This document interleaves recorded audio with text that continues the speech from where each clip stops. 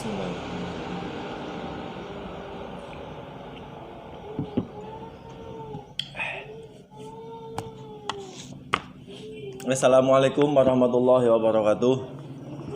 Anak-anakku kelas 7A dan kelas 7B yang saya cintai dan saya banggakan. Semoga kalian semua tetap sehat dan dalam lindungan Allah Subhanahu wa taala, dan tentunya selalu semangat dalam menuntut ilmu. Hari ini ada pelajaran BTG. Oleh karena itu saya akan melanjutkan menjelaskan materi yang kemarin sudah saya jelaskan. Tentunya sebelum menyimak secara keseluruhan video ini, kalian silakan ambil buku BTG-nya ya. Dibuka buku BTG-nya lanjutan materi minggu lalu. Kalau saya lihat di sini, materi yang akan kita bahas di sini adalah halaman 32 mengenai idgham ma'al gunnah. Ini adalah lanjutan dari materi sebelumnya. Seperti yang sudah saya sampaikan bahwasanya ketika nun sukun atau tanwin bertemu dengan huruf-huruf hijaiyah di dalam Al-Qur'an ya. Jadi ketika kalian membaca Al-Qur'an akan menemui nun sukun dan tanwin bertemu dengan huruf-huruf hijaiyah. Ini akan melahirkan 5 hukum ya. Yang pertama idhar, yang kedua ikhfa, yang kedua idgham ma'al gunnah, keempat adalah idgham bila gunnah, dan yang terakhir adalah iqlab. Saya ulangi. Idhar, ikhfa, idgham ma'al gunnah, idgham bila gunnah, dan iqlab. Kemarin sudah kita bahas mengenai idhar. Selain idhar juga sudah kita bahas yang mengenai yang namanya ikhfa. Apa idhar, apa ikhfa, dan bagaimana cara membacanya? Kalian bisa cari referensi video kemarin. Ada tugas juga di dalam situ. Bagi kalian yang belum menyelesaikan tugasnya, silakan kalian selesaikan ya. Apa perintahnya dalam video itu, tugasnya apa, kalian selesaikan. Insya Allah tidak sulit ya. Oke, baiklah anak-anakku sekalian, kita masuk pada pembahasan yang namanya idgham ma'al gunnah. Kita akan bahas 3 langsung. Yang pertama idgham ma'al gunnah, iqlab, idgham bila gunnah, dan iqlab. 3 ini, karena yang 2 kemarin sudah. Yang pertama kita bahas yaitu di sini poinnya adalah nomor 3. Setelah idhar, ikhfa, yang ketiga adalah idgham ma'al gunnah. Arti dari idgham ma'al gunnah adalah memasukkan. Sedangkan arti ma'al gunnah ialah dengan dengung. Saya ulangi. Arti idgham ma'al gunnah ialah memasukkan. Idgham ialah memasukkan, sedangkan ma'al gunnah artinya dengan dengung. Arti idgham ma'al gunnah menurut tajwid ialah memasukkan atau menjadikan huruf nun, huruf mati ya maksudnya, nun atau tanwin seperti huruf yang berharokat yang terletak di hadapannya, atau menjadikannya seperti huruf yang bertasydid serta dengung. Hukum idgham ma'al gunnah berlaku apabila ada nun mati atau tanwin berjumpa dengan salah satu dari huruf-huruf idgham ma'al gunnah. Huruf idgham ma'al gunnah ini ada 4. Yang pertama ya, nun, mem, wawu. Kalau dalam buku ini ya, wawu, mem, nun, sama saja. Artinya apa? Ketika ada nun sukun atau tanwin bertemu dengan ya, nun, mem, atau wawu, maka harus kamu baca dengan idgham ma'al gunnah. Bagaimana cara idgham ma'al gunnah tadi sudah dijelaskan. Jadi memasukkan atau menjadikan huruf mati, dalam hal ini nun atau tanwin, seperti huruf yang berharokat yang terletak di hadapannya, atau menjadikannya seperti huruf yang bertasydid disertai dengan dengung. Contohnya di sini misal huruf ya. Di dalam dua kalimat ada nun sukun bertemu dengan ya. Contoh kalimatnya adalah wa may ya'mal ya, wa may ya'mal. Tulisannya waman dan ya'mal. Cara membacanya maka dimasukkan nun mati tadi dimasukkan kepada huruf wawu, huruf ya. Nun mati dimasukkan kepada huruf ya disertai dengan dengung. Bukan waman ya'mal, tapi sudah berubah menjadi wa may ya'mal ya. Saya ulangi, wa may ya'mal. Begitu juga wawu. Di sini ada contoh asyrin wasyaf'i. Asyrin bertemu dengan wawu. Rin di sini ada tanwin, kasrah tanwin bertemu dengan wawu. Bacanya adalah asyri wasyaf'i. Saya ulangi, asyri wasyaf'i. Dan yang ketiga contohnya di sini adalah mim. Saya ambil yang dua kalimat. Yang non sukun. Ada lafadz waman ma'ahu ya, waman ma'ahu. Cara membacanya idgham bi gunnah. Idgham ma'a gunnah. Wamam ma'ahu. Nun matinya hilang, masuk kepada mim. Wamam ma'ahu tapi disertai dengan dengung. Wamam ma'ahu. Dan yang terakhir adalah lafadz atau huruf nun. Contohnya yang tanwin saja. Hittatun bertemu dengan naghfirun. Naghfir. Di sini ketemu ya. Kamu bisa buka bukunya. Hittatun naghfir. Hittatun naghfir. Ya, itu adalah contoh-contoh bacaan idgham ma'a gunnah. Yang harus kalian ingat adalah kapan idgham ma'a gunnah, yaitu ketika ada nun sukun atau tanwin bertemu dengan 4 huruf, salah satu 4 huruf, ya, nun, mim, dan wawu. Kalian pahami keterangan di bawah itu. Di bawah ada keterangan, diperhatikan betul-betul ya. Ada hukum hukum idgham ma'a gunnah. Saya ulangi, keterangan hukum idgham ma'a gunnah ini tidak pernah terdapat di dalam satu kalimat.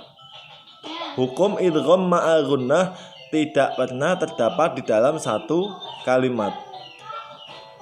Bila terjadi dalam satu kalimat, maka harus dibaca dengan izhar atau jelas. Tidak boleh diidghamkan pada lafadz berikutnya. Artinya, idgham ma'a gunnah ini hanya terdapat pada yang kalimat yang bersifat dua kalimat ya. Hanya yang dua kalimat saja. Jika ada dalam satu kalimat, maka itu bukan idgham ma'a gunnah, melainkan itu dibaca izhar. Tidak boleh diidghamkan. Contohnya di sini ada lafadz qin wa nun, tidak boleh dibaca qin wa nun, tidak boleh, karena ini satu kalimat. Qin wa nun, sin wa nun, bun ya nun, dun ya. Oke, untuk pembahasan idgham ma'a gunnah insyaallah sudah bisa dipahami. Kita langsung masuk kepada pembahasan yang nomor 4, yaitu idgham bila gunnah. Arti idgham bila gunnah ialah memasukkan. Arti idgham ialah memasukkan, sedangkan bila gunnah tanpa dengung. Kemudian arti idgham bila gunnah menurut tajwid ialah memasukkan atau menjadikan huruf mati, dalam hal ini nun atau tanwin, itu seperti huruf yang berharokat yang terletak di hadapannya, atau menjadikannya seperti huruf yang bertasydid, tapi di sini tanpa dengung. Bedanya dengan idgham bil gunnah, idgham ma'a gunnah tadi disertai dengan dengung, di sini tidak disertai dengan dengung.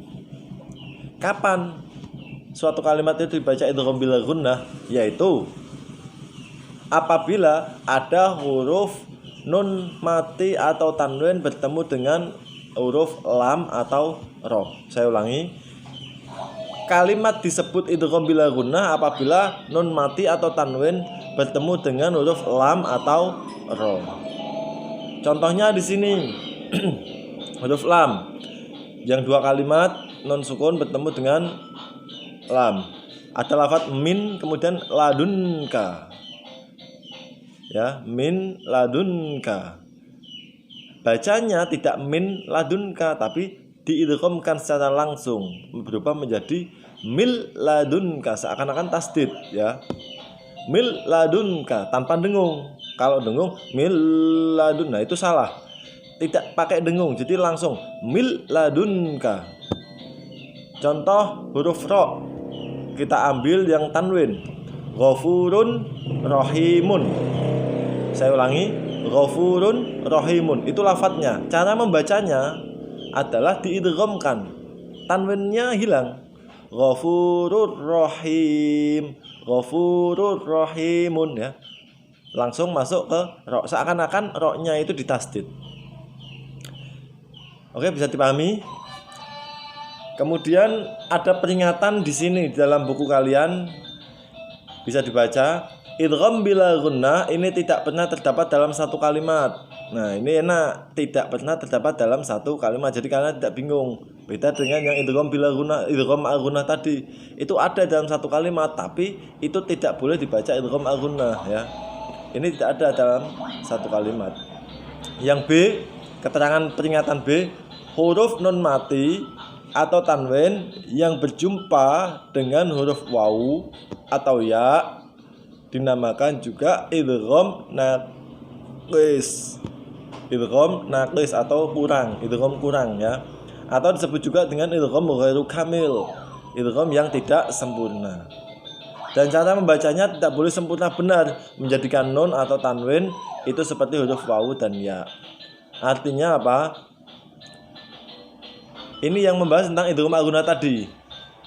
Kalau ada nun sukun bertemu dengan mim itu kan sempurna.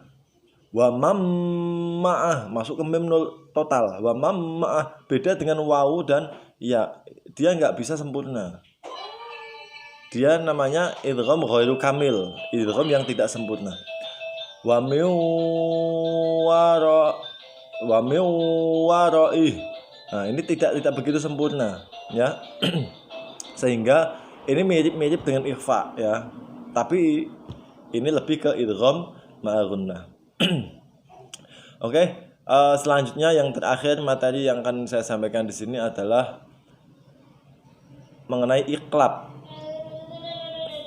Apa itu iqlab? Ya, iqlab menurut bahasa ialah menukar atau membalik, menukar atau membalik.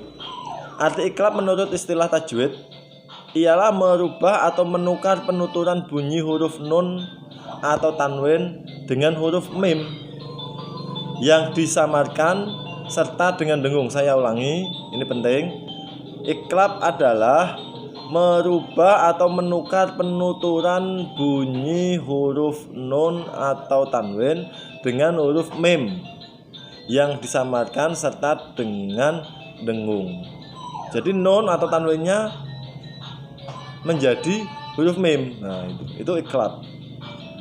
Iqlab ini terjadi apabila ada nun mati atau tanwin bertemu dengan huruf ba. Jadi hanya satu. Kalau ada nun mati bertemu ba berarti iqlab. Kalau ada nun mati bertemu ba berarti iqlab. Cara membacanya nun matinya berubah menjadi mim itu.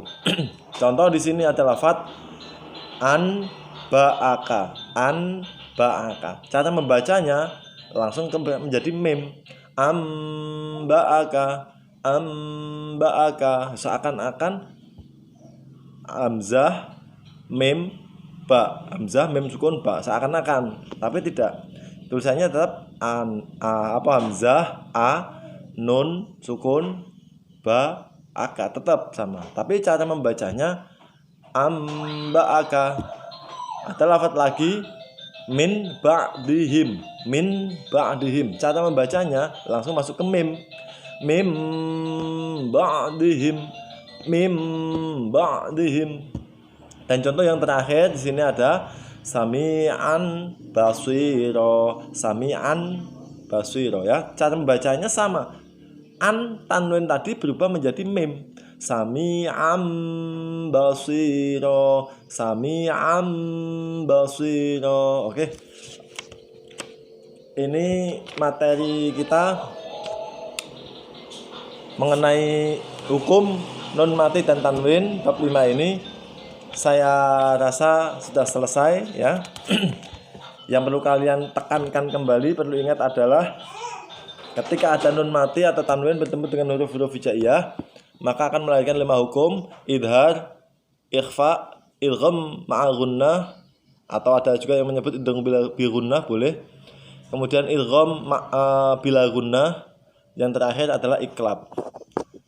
Jadi kalau idhar itu adalah nun sukun atau tanwin bertemu dengan huruf-huruf halqi, hamzah, ha, ain, ghain, kha ya.